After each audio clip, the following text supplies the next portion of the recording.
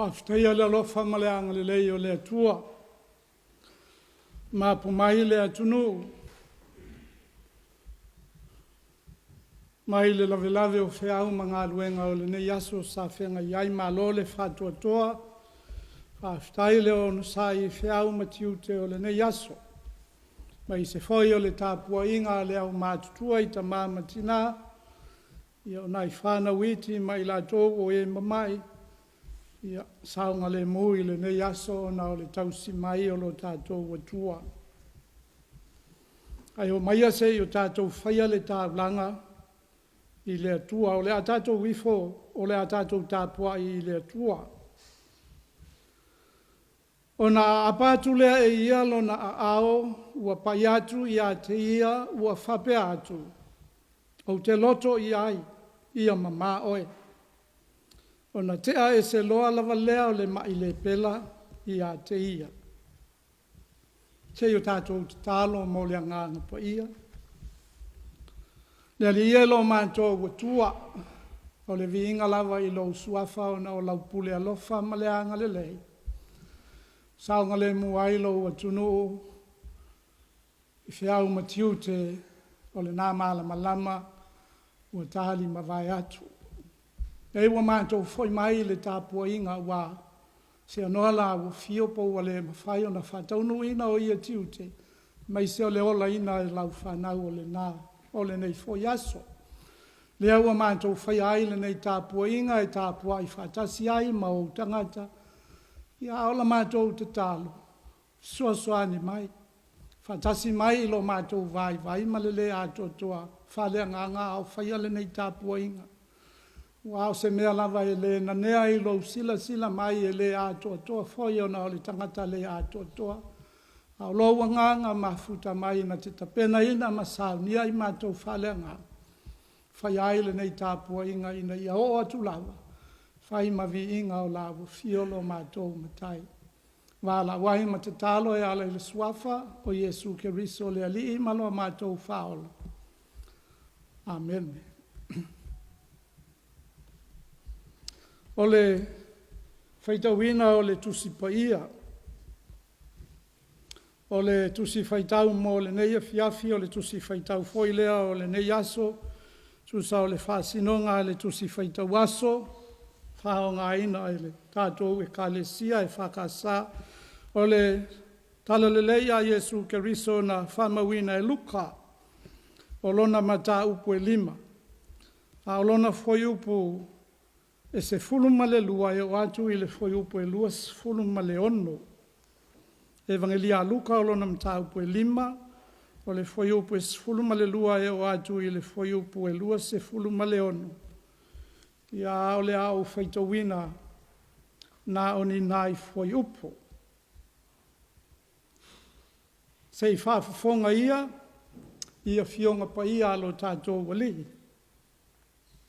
Sai le tasia ai o ia, whauta, o le tangata wali lo ia i le pela, ua ilo atu e ia o Jesu, o na whapau whao ai lea o ia, ma ai oi mai ia te ia, ua whapea mai, lea li ie, a e fina ngalo iai, e ma whailawa ia te o e o na whaamama ia te a. O na a apa atu lea e ia lo na a ao, ua pai atu ia te ia, ua whapea atu. O te loto iai, ia mama oe. O na te a e se loa lava lea, o le mai le pela ia te ia. Ua sila fia e ia lo lātou whātua tua. O na whetalai atu lea o ia te ia sole, ua whamangalo ina au angasala. O na mana tunatu lea o le au tusi upu ma le au farisaio ua whapeana. Hoi ele nei wana whai i lea tua. O aina te mawhaia o na whamangalo ina angasala, wana o lea tua lawa. O sila fia i Jesu o lātou mana tunatu o na talia tuai lea o ia te ia, se ale mea tau te mana tunatu ai i o tau loto. Po le whea e whaingo fie, po le whai atu ua whamangalo ina ua ngasala, po le whai atu tula ia ina savali. Ai peitai, ina ia iloa ai e outou o i le atalii o le tangata le pule i le lalolangi e whamangalo a i anga sala. Ua whetalei atu ia i le supa o te whai atu ia te oe tūla ia i nā ave lo moenga ma e alu i lo fale. O na tūla i lo lea o ia i o lātou luma ua ave le mea na ta oto ai o ia o na alu ai lea i lona fale ua vivi atu i lea tua. Ua matua ofo i lātou uma ma vivi atu i lea tua ua lātou matua fefefe fo i ua whapeana. Ua matua ese nā mea ua tātou i loa i le aso nei. Whamanuia mai le atua ia i tātou umalava. Whaitawina o lana fionga paia a tō fo i malo tātou whalongolongo iai. Ia te tālo lava i lo nā nganga i soa soa ni mai lo tātou vai vai. Whamatala le winga o nā fionga. Mai e tūmau pea ia te ia o lona lava viinga. O nei ma so umai o i le whaavavau. O mawhauwhaunga whalea nganga. Tu sao le tusi whaitau o le nei aso. Ia e tau muli muli a fo i le whasinonga alo tātou tusi whaitau aso. Whaonga ina ele foi upe se fulu tolu. O le tusi sa whaitauina ele mta upe lima o le tusi o luka. Foi upe luas fululua i le luas fuluono e pei ona whaitauina nisi o foi upu. Al foi upe se fulu tolu e le auto e whaitauina. Na apa atu lea i alo na ao. Ua pai atu i a te ia, ua whape atu. O te loto i ai. Ia mama oe. Ona tea e se loa lava lea o le mai le pela i a te ia. O le manatu au tu o le nei aso o lo whapea mai. O le whamalo longa i le whaamamaina. O le whamalo longa i le whaamamaina. O lo whapeletania ina o le healing through cleansing. O le ale mea pito sili ona whainga tahi le mawhauwhau ma le loto o le tangata ola. Le amana ia. Ma le tūla foina. Onga ia o langona e a fia ai le mawhauwhau ma langona. Ona o le aitua i ngā mea. O le tau aloa. O le whanofo e sea. O le upuia. O le amusia. A upenga le tinoa ia na te whawai, vai le whamoe moe o le tangata. A olai na tutupu mea ia. Le mautonu le mawhauwhau, le aise toa file mu i le loto. Sa ili se ala e mawhai o na mauai se whamalo longa. Ona o whainga tā mati ngā ia. Se ala e mawhai ai ona o mai se whesua soani. Ina ia mawhai ona toi wha ato toa le tangata ua.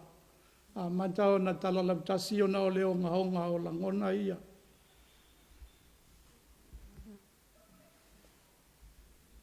E tau mate ina o le mea lea na tupu i le. I le pela lea na sa ili ane i a Yesu. E tu sama tala whamau mawina mareko. Awa, o le mai au pito siri lea ona i no sia. I ona aso ai maiseo taimi o lo tātou wali o Yesu. Maua loa i le mai lea. Asao e ona e toe nofo i le nuu o tangata ola, le mea o iai e ma lolo ina. Ma wai mafutanga ma aina. Ma wai mafutanga ma wo ma e masani. Ai le toa lua ma le whanau, pe a whai ai se toa lua ma se whanau. Mai loa i le mai le pela. me le o ia I tu la foina le amanaia ai a te tau malangona whale tangata wawe sea le tu la fono ono whawhita uli ma whainga tau ngā onga ia o le ola le whaingo fie o le matua le whaingo fie a ai a whai e tu tupu mea ia o le whesili o ai la se whai a o ngā susua na upu ma ata mai matamau ainga I whamatalanga I ni ana o aonga le leina te momoli se whamoe moe mo le tangata wa whaina I langona mamanatu. A o aise a o se taula sea foi. Se tangata yanga le leima ngā lofa na te pai atu I se whamawhana whananga. Ma asu se ipu vai e whamalu ai le ona o ti ngā mamawhatianga. O ai pe iau na whai atu. E sili atu ona. Langona o le tūlafua ina ma le amana ia. Nei lo le matuitui o le fili e sasa I le tino. O ale o le whamoe moe. O maia se wha o la tanga. O mai au se isi na te mawhai o nā mai le whesua soani se I toi wha ato atoa la ngona. A wā le whainga lea. A vea I oi le mea e whanofo e se ai le a whaina a oti ai. O le ai ama se isi whamoe moe I ona talaki. E ata ilo te le loa ia. Ai le tau mate le pela le nei. Pe sana ia maua se tala e winga ia Yesu. Fuai na tupu o le mea lea e whamatala e luka. Mai nao nei loa tua ele le pela o Yesu. Ma tua le ke ale le pela I le tulafono o lea e whai mai. Le te tauna iai o I le mea iai tangata ola. Ma tua le popole ai se isi mea o le tulafono ma se sai o taitai o le lotu ma le tulafono. O le mea lea ua lewa o na whana nau iai le mawhau ma le whamoe moe. O se isi na te au mai le whamawhana whananga, ma toi whafoi le malosi ma le tangata I le mea sai ai. Ai o le ala lea. O na winga ua lewa o na nofo ma lo na whawhita uli lea. O le whamoe moe fia whaola ina. Fia whamama ina ave se atuia le nei mai le anga. Ta si lea talito nunga whaiu teia. A whaina le tangata I mai ma mea e tutupu ai. E a fuana o le anga sala. Mea le nai ala iona whasai le tū la whono na papai seisi le tangata le pela. Ngai le ngata I te pisi ai le mai. Ia ua e a whaina o na o le anga sala. Ua e pisi ai le anga sala ma le anga ai. Mea uma ia e le I popole I ai. Le pela ina wana I loa Yesu. O lona whamoe moe, o lona langona, o lona manatu. Paua lea. Paua lea o le malosi e tali mai. I le whananau o lo o iai ina ia. Whahola ina. Ina ia maua le whamalo longa, ina ia whamama ina. Ma ina o nei loa. Wala vale whamitalanga le a luka, wala whamitalanga a luka le na whamitala I le pela, wai mai walilo ia I le pela. Wala vama tutoe le na e tau mai ia I tatou, le tūlanga onga ua iai. Wale vau na ngase I le pela. A whai walilo ia, mai le tōmua I tau I matutu vai. Wa whaina I le pela. Le se whamoe moe, toi au le oti le mea lai tutoe. Ai lei ma whai ele nā vai o na tā ofi le pela ina wana I loa Yesu. Me ua lewa o na nofo ma mo iai o le whamoe moe lea atu ai mai ua lea ia. Ai tālo si ia se taimi se aso a fio mai ma o mai. Ea ua whapea o na whai. Le sā ilinga e whai ai le loto whatua tua. Le sā ilinga e whai ai le loto talitonu. Paua lea o le malosi. Whapau whao I luma o le ali. Whafonga hoi lea I le tala le pela. Le ali. a e fina ngalo iai, e mawhai lava ia te oe, o na wha mama ia te au. Lea li, a e fina ngalo iai, e mawhai lava ia te oe, o na wha mama ia te au. Pa wale o le mea o lea e au ngani ma fesili ai le pela. O lea li i lona fina ngalo malana i o enga. E tupu le mea lea. Awa mautino ai le pela o le malosi, o le mawhai, o le mana, o isi mea uma. Ua iai ia te ia. Paulava o lea. Iesu a whai e te fina ngaloa. E te mawhai o na wha mama ia te a. Lei tioa. A muti vale le alofa o lo tātou wali i o Iesu ke riso. E ai ani tala se tele. A apa hatu lona a ao papai atu i ai ma whetala i atu o te loto i ai. Ia mama oe. Te le ia o le a whaina o le tūlafono iu. Te ia le i le mea lea. A o le winga lea o le ngā luenga whamalo loa lo tātou wali i o Iesu ke riso. Le atua ua fia papai mai. Na te whaamamaina lo tātou ele lea. Na te whamalo lo ina i tātou i te ngā mamai. E mai seo le anga sala ua a fia ai. Ua a whai o le talitonunga le a whai utai ai a fua o na tutupu mea ia ona o le anga sala. E la ua toi fo i na malo lo le to malo lea. O lo na winga ua moni a ua whamanga lo ina le anga sala. O moni ua whamanga lo le anga sala ua malo lo ua whamamaina mai lo na mai le pela. A le whatonunga le a Iesu na whai. O te tau atu i seisi. A waina e alu i oi leo stau langa ia ve umamea e te tau na whai e tusa o lo whamamaina. Wala wale nā. Tu la whono le nana au mai e mose e te tau na whai. Te tau na whataunu. Ia o le whamitalanga alu ka le ma whai e lea vavao. Ona tāo file tala e alu. E o tātou lei loa po le se whamitalanga alu ka mea na tala e le pela le mea. A whai na alu i le o sitau langa whamatala iai mea ia maave uma iai mea ia. Na winga lana i loa ilo na ainga wana alu ilo na ainga i tapena le tau langa lea e ave i o i le o sitau langa. Le ma whai le pela ona ia tāo file mea lea. O lona winga lau olo na ainga whasala lau. A whai sa tala noa i o i leo stau langa, whalongolongo i nisi lau o tangata. Ia ta ilo iai. A le leo stai ma na ia tele lea.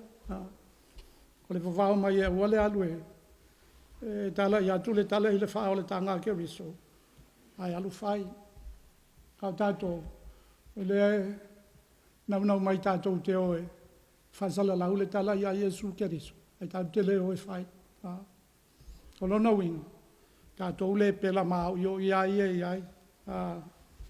O le pela mau yo iai tātou le iai. Tātou te le fia iai Iesu ke riso e pei o la.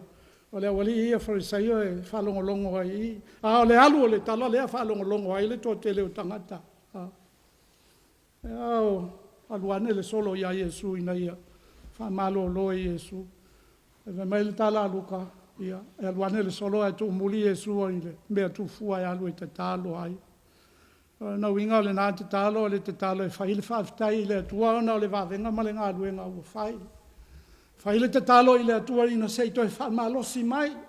Se ia whaawau le whea uma le ngā luenga. Tātou e tutupulo ani mea whapea. Peo leo so voi le nā awina e Iesu e oe. E tala i le tala le leia e wane tama whemi. Tai mai o Iesu wa usitai ai mātou a nganga ma Iesu sole. Se vi inga o le atua nei misi le mea le nai whai. A le winga leo le ngā luenga wha malo loa ke riso. I lona lama tali tonunga i te tauna maua pea le malosi e te tauna wha foi le vi inga i le atua toi wha au popo. Se i koe whawhanga le maa e koe alua i luma le mea. O le ala le nā o le whai o le ao o ngā Iesu i le isi aso. A whai mai le whametalanga luka laua i uma ma le au wharesaio ma tai o le lotu mai i tu uma o iutai. Alona winga na longo i aile tala i le mele na whamalolo aile le pela. Tangata o le au lepe la whamau i o ia ia. Wali ia na whawhauina tu la whono ia wha ese ai, ave ese ai lea ia te tau o tangata. Awa ni to ia ile mea, la ua poto ane ia o whaia o ngā Iesu i leisi asu. Luatu lo ale solo ale wali ia na watu e watu le tamalo ale supa.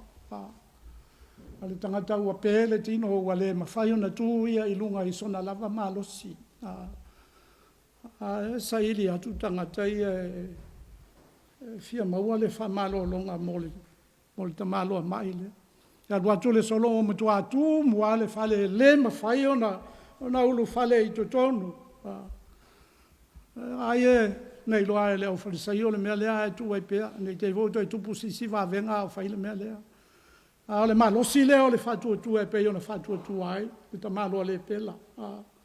Mai wala tau i loa, wale sao i o le mea la ia Iesu. I o na sairi loa lea i se isia wala. Aluanga i lunga. Si la fia foi whale o i utaia e tele mo me flat top, e whapena alunga o. E awa halu ia i le solo lea. O le nau i la tau ia.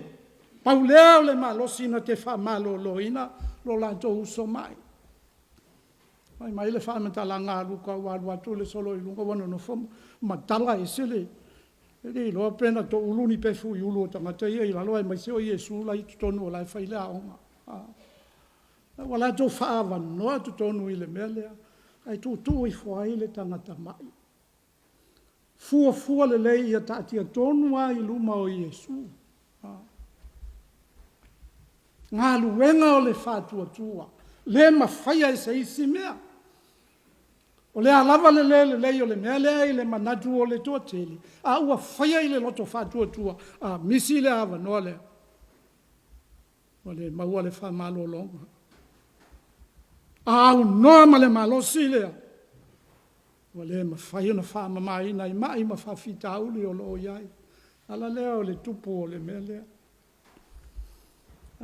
Tu atu i lalo e mai le whitalai ngalo tātou wali o Iesu.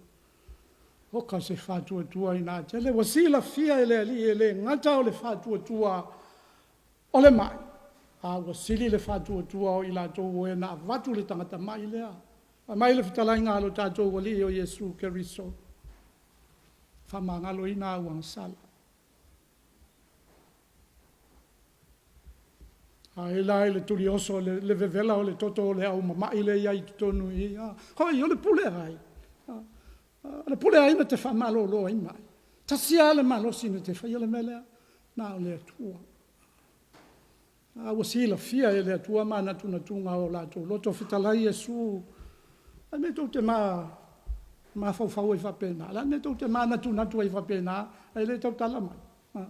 Pise i o le winga leo le saunua ngā Iesu. Fai sawa ia Iesu, fitalai sawa ia Iesu, o le whea sili ia tautou. O le whea whaingo fia o na whai atu. Whamangalo ina au angasala, pa o le whai atu. Tūlai, avelo moenga mai alu e malolo. Ai ala ona tutupu mea ia, le foi la whai malesi me le, ina ia autou i loa ai. O i le atali, o le tangata le pule i le lalolangi le nei. Whamalolo ai. Ma whamamai na ai le tangata o mo mia, le whamamaina. Fitalai Iesu, sole, tūlunga. Tango i mea nana i tau toi, lue alu tau ai. Tupu nā mea. E mai le whaamtalanga aluka. Tū i lunga, tango i lona mohenga, halu ma le fia, vivi i le atua. Ona o le mana ma le malosi. Ona o le pule na te mawhai, ona whai le whamalo longa, le malosi na te mawhai, ona whaamamaina. Le tangata mai le pauli uli o le tia poloma le lalolangi o angasala. Ma mea o lo whai ma whala vela vei le ola fia vivi o le tangata i le atua. O le whea ule mo tātou. Awa leo le malosi tātou te sa ili iai. Ina ia whamalo lo ina o tātou mai umma. Awa leo le malosi tātou te sa ili iai. Ina ia whamamaina i tātou mai le anga o le angasala. O lo a whaina ailo tātou wola. Tua tātou te pei o leo wali ia whariseio. Whafo linga maa lātou mea o tangata pito i sili ia o na le. Pito i sili o na mamai. Pito i sili o na supa. Pito i sili o na le pela. E tau mate ina o telefo i se au le pela i a Samoa. Anu ata mai fōringa. A le loto ia o le leanga ia e matautia. Loto leanga tau wha leanga.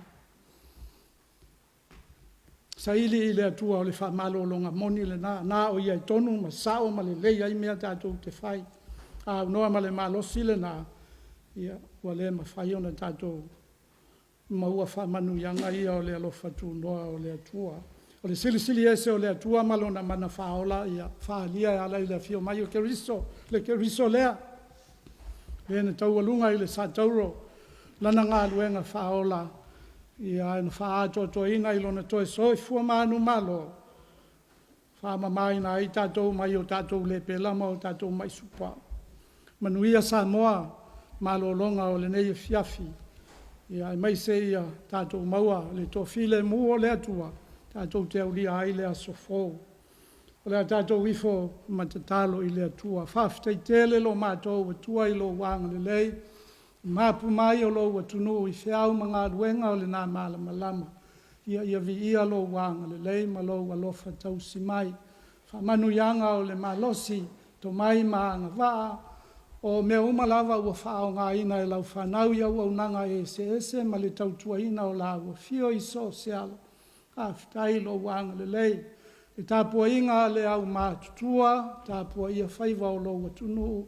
Lau tau singa anga le lei i e o mamai, lau whamawhana whananga e o mai, i ona o ti ngā mawhainga tā o mea lawa ia. E te tau na mātou vi ia ai ma whamanuina la ua fio. Whaafitai lo whetalai mai mo i mātou e ala i lau tuspa ia. E ona mātou whalongolongo ai i le nei lava tae ao. Mātou whaafitai lo wanganga pa ia wa o lana lea, o ia lea. E se maua ai lo mātou malosi mātou te iloa ai. Le lo loto a ua fionga. Ai mai se o le whao ngā ina i o mātou loto ua naunau atu. E iloa la ua fio ma lau lava fina ngalo alofa. Sili la mātou whaafitai so se mea na o le tongi ola. Me ta pena ina e ala i le soi fua o ke risolo mātou wali i whaola. Ia lava lea ua mātou maua ai le malo longa na i so se whawhi tauri. So se mai so se puapua ngā o le ola nei. E o lava i le o ona o le anga sala malona matui tui. A o lau fio i le silisili ese o lo walo whanau si ai le tālanga. Mātou maua ai le whamanga loina. A o le o fiatu i o manuia e whaavavau. Ala i lo mātou talia o lau fio ma le whao la tanga. Tu mau le vi inga i lau fio e le au noa. Whamangalo i mātou, whamangalo le i whonga lo watunu i le nei e fiafi. Whamangalo lau e kale sia o ao. Ma iona tā i tā e au lia se toi tangata. O lo watunu foi mau tangata wha tua i so semea. O la mātou lava lea wala au. Lau fio anga le lei mai alofa mai. Ma whamangalo i mātou uma. I anga le lei mai a tamae. Ao i ailo watunu i le nei pongi sa ua o mai. Mātou te talo i a mātou tofu maua au whamanu ianga. Kei taipea i mātou e le mana alofa o lago fio. I a mātou te mauti noa ai. Lo wanga le lei papai mai e tausilo mātou wola. I so se mea mātou te mo o mia. Whamanuia lo watunu i ona vaenga e se le whainga malo o lo watunu i lo na au au. Iai lo wanga le lei ma lo alofa. Lau e kale sia kerisiano. O tai ma ona tangata lo lotu o le au wha tua. Wha tupu ina lo mātou wola wha tua mātou te talitonu mai loa ai. E ai lava se isi ma losi mātou te maua ai o manuia wana o lawa fio. Au ina i mātou i lo whetalai mai tama ai. Mātou wala au matatalo. Si taimi whātau tolia moenga o lau whanau ma o tangata. Tātou malago fio e saunga le mū ma manu i ai. Tai malo longa lo watunu i le fi le mū. Mātou au lia le mala malama o le asofou. Mātou mori mau ai. Au ina i mātou i a mātou i loa o na foi atu. Le vi inga i lo lava suafa. O a mātou te talo ia. O foi na atu i lau fio whatasi ma le anu anu ai o te talo le oa i loto lau whanau. Whai o pelo fina ngalo ai aua o mātou loto. I lo suafa ke riso o mātou te talo atua i nei. Amen.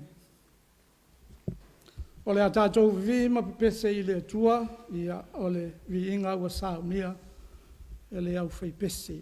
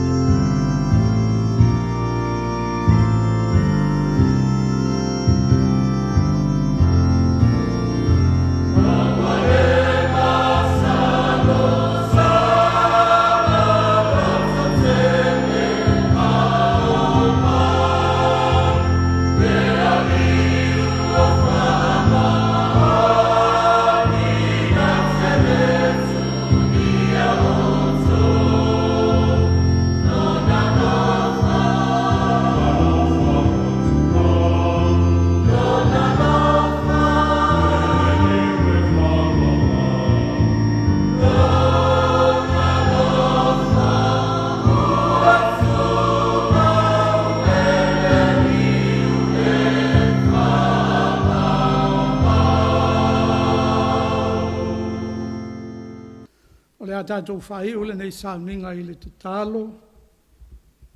Le ali ia le atua e whatonga pēa ma te talo.